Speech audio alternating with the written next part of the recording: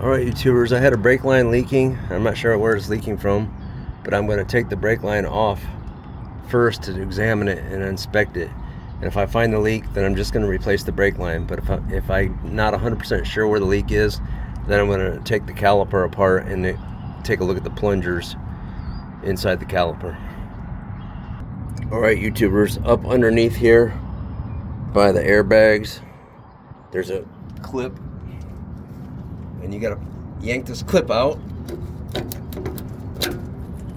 like so, and then you gotta grab the base of this right here and then turn the top carefully to break this fitting loose right here. It's very delicate. You don't want to break this brake line, so you gotta make sure you hold it in place with a pair of vice grips on the bottom before you loosen the nut on the top.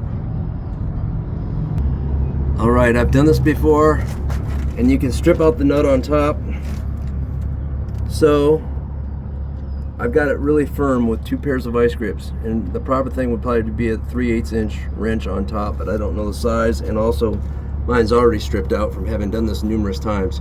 So I'm getting ready to break this fitting loose now. I've got both sets of vice grips set tight, getting ready to strip it loose. Let me get some light on the situation. There. Alright YouTubers, I had to position myself on the other side of the axle to get the best leverage possible.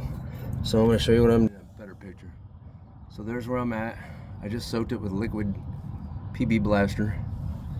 And now I've got a better leverage here with my right hand, pushing on the top and pulling on the bottom.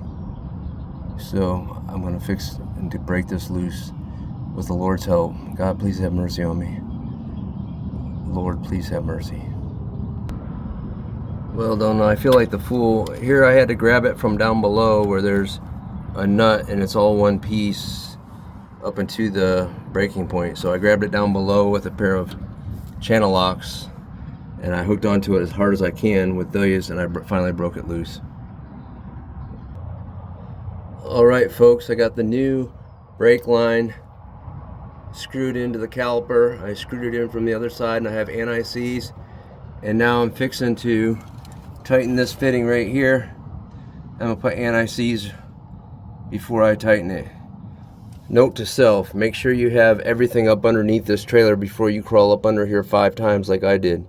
Have a rag ready, have your anti-seize compound ready, have everything ready. Tighten it up and away we go with the new brake line installed. And I'm gonna put some more chafing gear right here because this is where it broke, I think.